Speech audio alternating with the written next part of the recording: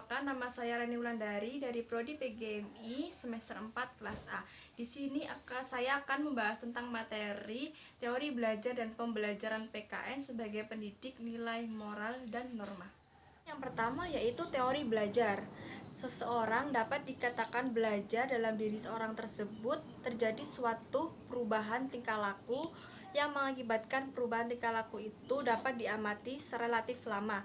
Perubahan tingkah laku itu tentu tidak muncul begitu saja, tetapi sebagai akibat dari usaha orang tersebut.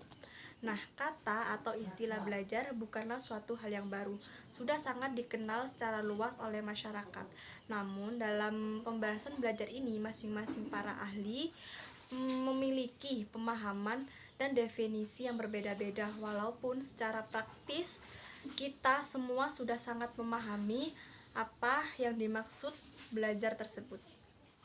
Arjesne tahun 1989, belajar dimaknai sebagai suatu proses untuk memperoleh motivasi dalam pengetahuan, keterampilan, kebiasaan, dan tingkah laku.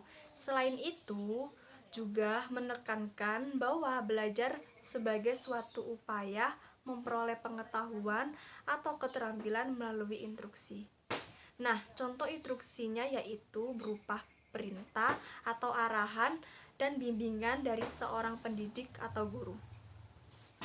Nah, yaitu pada teori Arjesne 1989 yang disebut dengan The Domains of Learning menyimpulkan bahwa segala sesuatu yang dipelajari oleh manusia dapat dibagi menjadi 5 kategori. Yang pertama yaitu keterampilan motoris. Apa yang dimaksud dengan keterampilan motoris? Nah, keterampilan motoris yaitu keterampilan yang diperlihatkan dari berbagai gerakan, misalnya badan. Yang contohnya itu menulis, menendang bola, bertepuk tangan, berlari, dan melompat atau loncat. Yang kedua yaitu informasi verbal.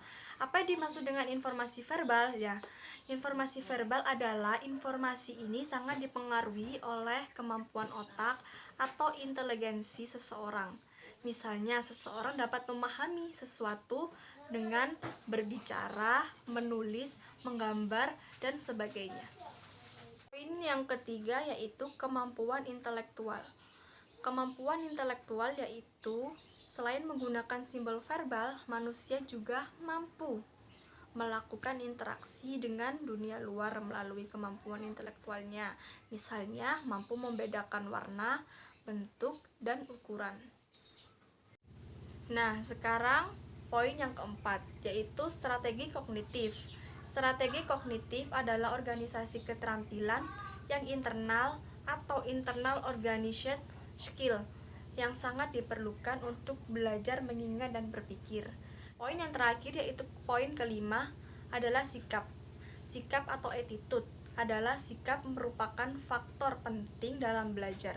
Karena tanpa kemampuan ini belajar tidak akan berhasil dengan baik. Sikap seseorang dalam belajar akan sangat mempengaruhi hasil yang diperoleh dari belajar tersebut.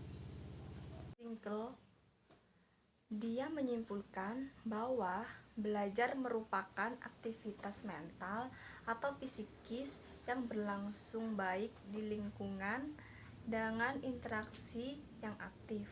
Selain itu, belajar diharuskan atau menghasilkan perubahan secara langsung atau tidak langsung dalam pribadi yang melakukannya.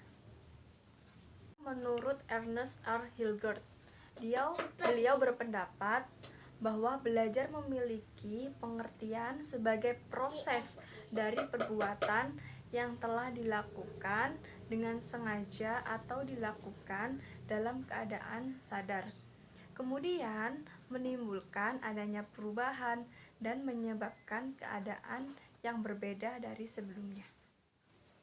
Yaitu menurut Bauer, beliau berpendapat bahwa dengan belajar kita dapat menunjukkan adanya perubahan yang relatif dalam berperilaku yang terjadi karena adanya beberapa perjalanan yang telah dialami dan juga latihan yang sudah dilakukan dalam waktu sebelumnya.